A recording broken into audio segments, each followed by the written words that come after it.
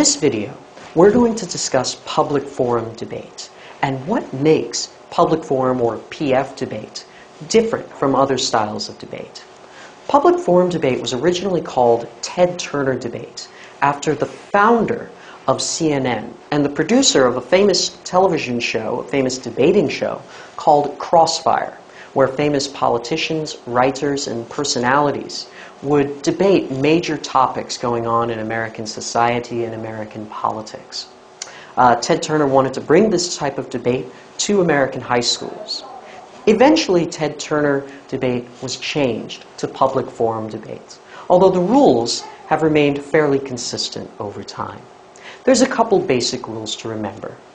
Number one, every tournament has one set topic, as opposed to other styles of debate that might have different topics for every round or a variety of topics going on at the tournament. When you go to a PF tournament, you have just one topic to prepare for, and you're expected to do some preparation beforehand. Make sure that you've done that, and make sure that you've prepared for the right topic. A tournament about nuclear weapons means you have to prepare for debating nuclear weapons, not cats.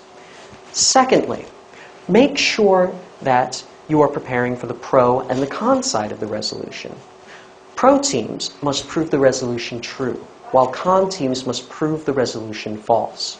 You do not get to choose these sides before the tournament begins, because those sides change every round. Sides in speaking order are decided by coin flip at the start of each round. So one round you might be debating for the pro side, another round you might be debating for the con side. One round you might be debating first, another round you might be debating second. Now, debate is a team event. It's a two-on-two event specifically, so you're going to need a partner. Right now, you might want to think about who you get along with, who you might want to work with for a full debate tournament. Who do you think is going to put in the work, the effort, and the dedication, and who do you think you might have some fun debating with? Now, debate is a speech event, and during these speeches, teams cannot interrupt each other. There's only one time, when debaters interrupt each other, potentially, and that is a time called crossfire, where each team gets to ask questions of each other. Otherwise, you must let your opponent speak.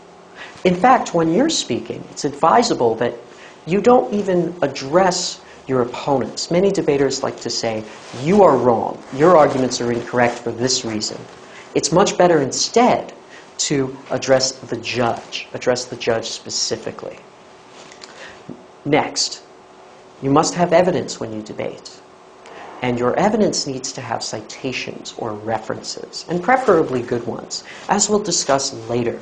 It's not enough to explain that your evidence comes from a Baidu search or from an entry from Wikipedia. You're going to need to be a little more specific than that. And lastly, you must respect your designated speaking times. If you're told you need to speak for 5 minutes, you can't speak for 5 minutes and 30 seconds. The standard is for you to get those 5 minutes and then maybe an extra 5 seconds to finish your sentence if the timer goes off and you haven't finished it yet. Now, debate can be broken down into a couple distinct parts. The first phase of any PF debate is called the constructive phase. During this time, each team gets 5 minutes to lay out their initial case to the judge of why their side is correct in the round. The first speaker on each team gets that opportunity. Those two speakers will then engage in a crossfire, where they can ask questions of each other designed to get at what their case is, where their case needs to be clarified, and maybe why their case might have some flaws. Following that, the second speakers come up for rebuttal speeches. Those rebuttal speeches will last 4 minutes. The second speaker on each team must now explain why their opponents are wrong, why what their opponents said in the constructive phase is incorrect. They then engage in a crossfire dedicated to clarify and critique those rebuttal speeches. Now, after this, the first two speakers return for summary speeches. These summary speeches are dedicated to one basic concept: defending your side, explaining why, despite these rebuttals, your side is still correct in the round. There is then a grand crossfire where all four teams will now ask questions of each other. All four speakers, excuse me. After that, the second speakers on each team will go up to deliver a final focus speech in which they will explain why, after this entire round is done, they have won the round. They have won the entire round, and that the judge should vote for them. Now, how do you do this? How do you win a public forum debate round?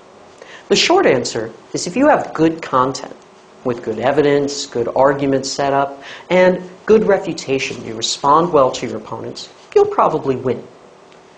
The long answer, naturally, is a little more complicated because really what you need to do is a little deeper. What you need to do is really crystallize the round. You need to be able to demonstrate to the judge that you are winning and that your arguments, that everything you've done in the debate is better than what your opponents have done. You need to be able to explain this in explicit terms to the judge. We'll, of course, explain all of this in later videos. Thank you.